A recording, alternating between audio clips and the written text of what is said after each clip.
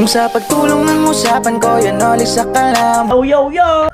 Yo, good morning, magandang umaga. At nandito na tayo sa Pabahay Project. At abangan nyo lang po yung mga video ng mga ganap dito, kung ano yung mga na-improve, no? So, dito ipapakita ko na lang, pero abangan nyo lang po yung upload ko doon sa Mrs. Kuya Noli Vlog. At minsan dito sa Kuya Noli Vlog yan. At ina-uploadan ko na rin kasi sa akong channel. Ayan, bali ito, napinturahan na yung baba. Ayan o, may sliding na. Yung taas na pinturahan na rin. May sanipa na yung kabilaan.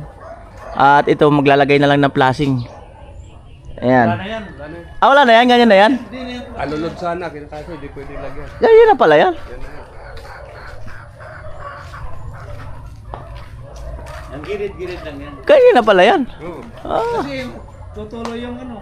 Alulod sana, Alulod kaso sana. pag nilagyan natin ng alulod, mapupuno lang ng dahon yun. Putol na yung kahoy na yun. Eh, pag may bagyo, Oo. lahat ng dahon nandyan. Maganda yung mga alulod. Pag hindi nalinis, bulok din yan. Saka ano, babagsak. Oo. Ay, may sanipa na po. May pintura na rin dito. May pintura na tong hagdan gabay. At yung ibang pintuan ay akyatin natin mga kanoli. Yung doorknob ay abangan. Ayan. Siyempre, ay meron na, may doorknob na. At yung ano niyan, baka varnish siguro yung pintuan.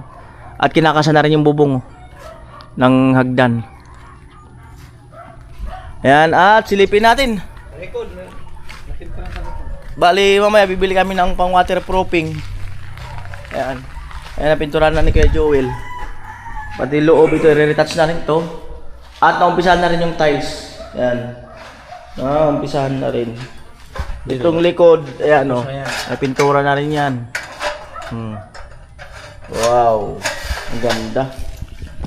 Saan po tayo mga kanoli?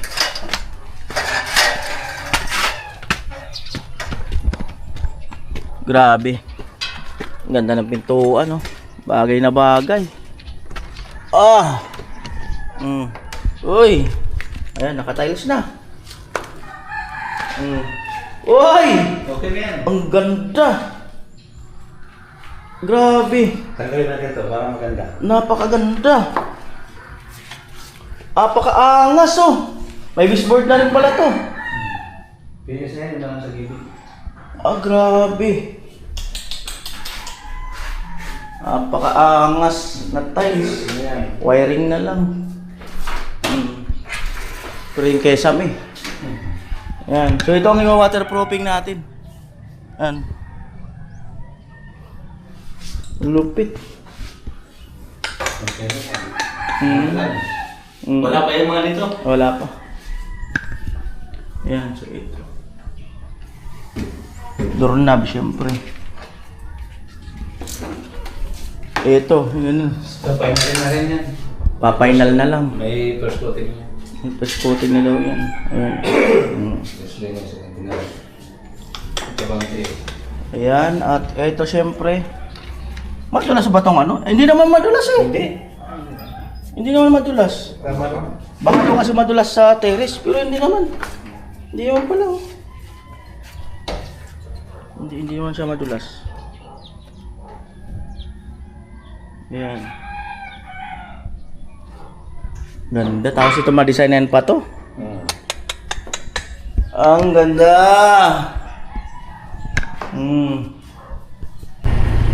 Ayan po, bili kami ni Kuya Joel ng additional materials sa bahay ni ano ni Crystalline.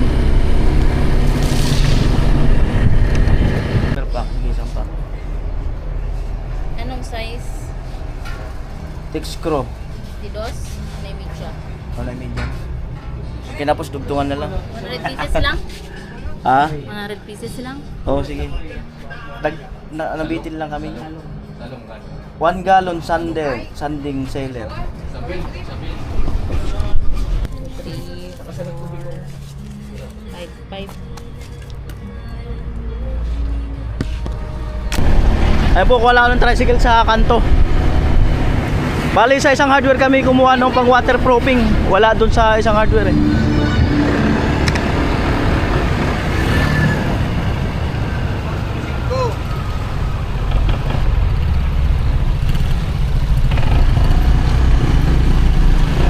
Boss, tricycle boss.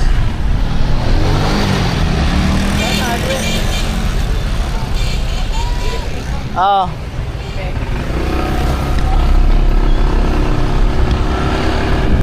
Ayun po, nasa likod si Kuya Joel. Yung tricycle na inarkila namin. Punta kami sa isang hardware para hakutin din yung ibang materialis. Kaunti lang kasi, alanganin pag antayin natin yan sa deliver. Matatagalan.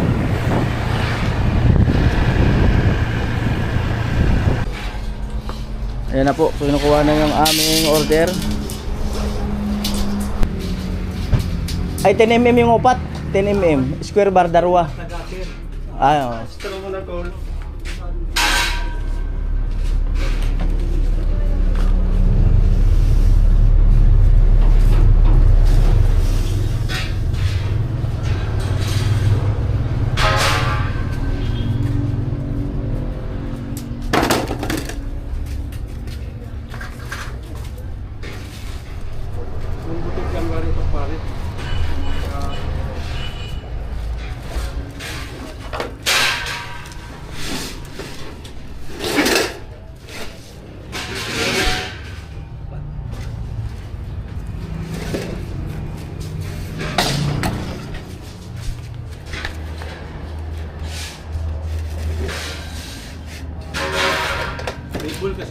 Ha? Parang wala yata. Tayo nakabili. Kahit isang ano lang. Kasi siguro. Ito sa lang naman. Yun na lang sa malapit. Sa tawid. Ayan po. Spare bar, spare bar. Hindi, meron tayong tinimim. Oo, may tinimim. Pang CR. Ay, pang lababo. Ay, dalawa pala yung ano? Apat na tinimim. Lababo. Yung spare bar na, dalawa. Oo. Ano mo? Kala ko ito, wala talaga. Meron pala. Po. Eric mo na doon! Ano mo na niya, boss? Ano mo na? Oo, dadya. Oh, hindi masakitan. Pagpili ka ng ikarga na.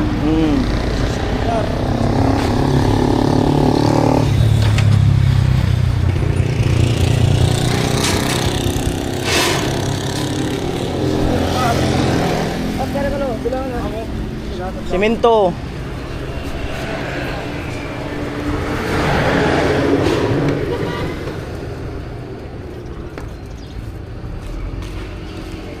Yan po.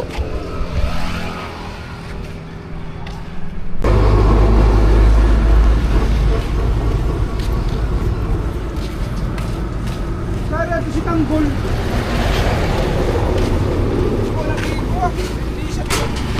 Ang po bali, meron na tayong bowl saka yung pang waterproofing is 3180. 3180. Ay, yung isang resibo nandun pa. Ayun. Pang waterproofing. Ayan. Para sa pintuan. Ano po?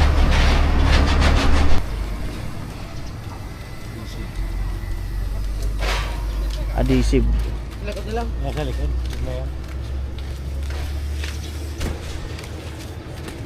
Ang po, itatali na.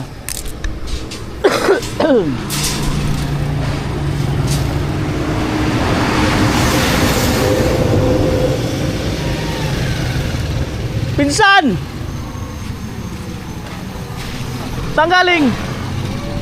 Saan galing? Dito! Ah, Para ko ito na. ayun po, nag-improve na po, may helmet na po.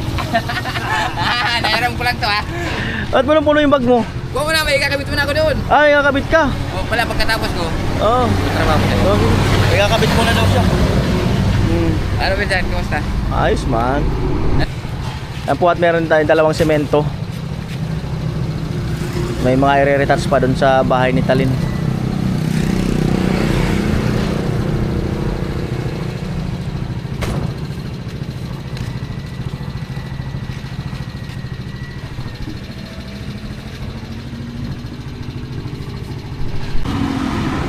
Yung motor mo mananakaw. Andun ka eh. Iniwan mo, nakaandar eh. Kung di ka natawag, maghahanap ba yan? Kukunin ko sana, danin ko doon. Pagbalik mo sana, wala na yung motor mo. Kasi umaandar pa. Wala kong pipinsan na to. Talaga? Kung sa ibang lugar, wala na yan. Wala na Oo. Bali dalawa ko spare bar. Ah, may- Tapos apat na gutter po yan. Apat na gutter. saka 2 Portland po, Palagisig 3, saka tinimim 4. Itong mga ano binigay ni sa inyo ano? Oo. Okay. Meron bang ulang McDo? Ah! May McDo pa. So bali ito ay 5,300. Yan. Ayan na po.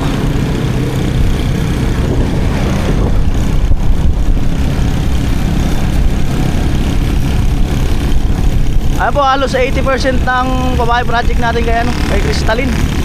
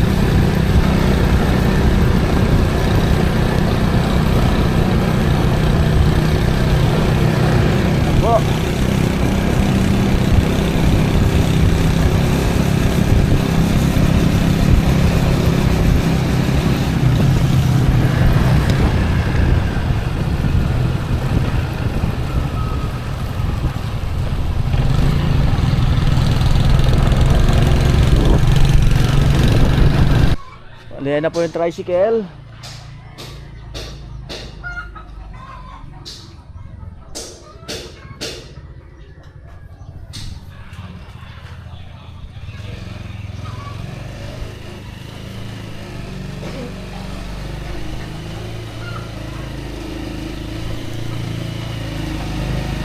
Lo, abante mo na konti. Igat ko. Bante mo.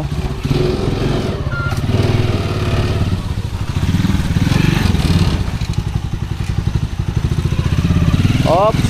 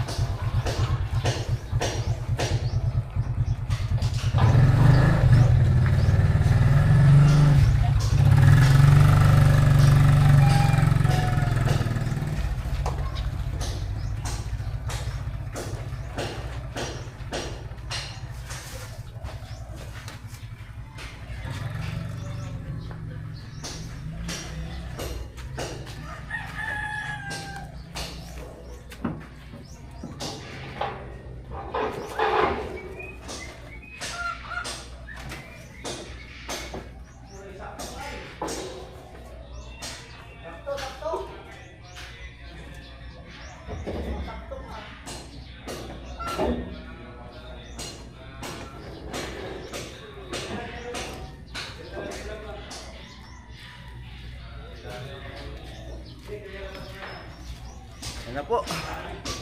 At binababa na.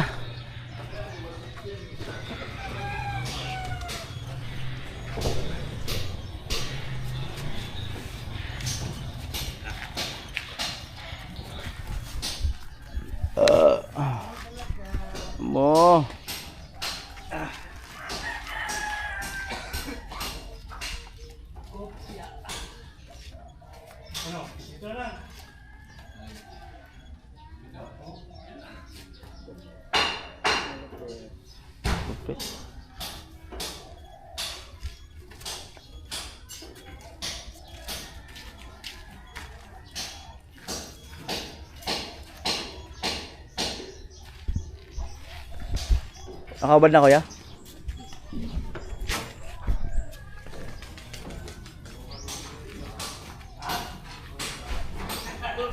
Dala na kuya. Gilid. Para rin tayo makatama.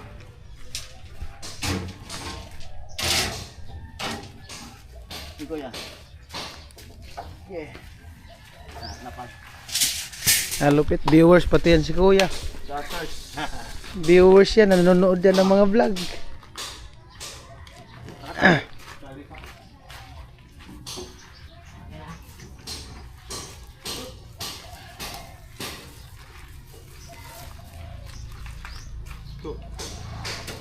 Alright. Ayan po halos ano na, halos 80% na ang pabahay project natin kay ano, kay Crystalline. So ayun, pinipili talaga namin na makalipat bago magpasko. So halos naka-tiles na, ano, ang CR lang ang hindi at saka ang lababo, no. So pero kung talagang lilipat na sila sa bago magpasko, yung 2 kwarto sa taas, pwede na yun kasi baka sa baba may natin masabi baka may magpahabol ng tiles sa lababo at CR. So, siyempre, 'di ba? So, additional days na naman 'yun. Pero willing naman kami, walang problema. Hindi kami tumatanggi kung anong mga maidadagdag kasi para sa improvement na 'yun ng mga pabahay natin ngayon, no. Dati kasi yung mga pabahay natin, ang ating mindset ay basta may malipatan na sila, okay na. Kasi nga kumbaga yung pondo natin ay umaabot lang talaga doon, no, sa hindi inaabot yung tiles, no, hindi inaabot yung ibang mga parts ng pabahay. So ngayon kasi ay inaabot na talaga ng mga tiles ang pabahay project natin. Kaya kumbaga mas maganda talaga bago ma-turnover ay yun nga, na tiles na ganun. At kasi kung may mga pahabol pa na turnover na, so medyo mahirap na kasi may tao na. At saka bukod doon, naka-proceed na kami doon sa another project. So 'di ba? So yun, syempre yung mga ibang pabahay natin doon, so bahala nang magsikap yung ano, yung beneficiary natin doon. Mga kanolino, ang lahat ng inaano namin dito sa Bicol, sinasakyan ng tricycle, lahat ng sinasabi nila, bahala na. Pag binigyan ko naman ng 20 pesos, 100. Ayan. Alright, sa alam kasi nila, wala naman talaga magbibigay ng 20. Balik ko may project yung plan ko. Sige. Ayan,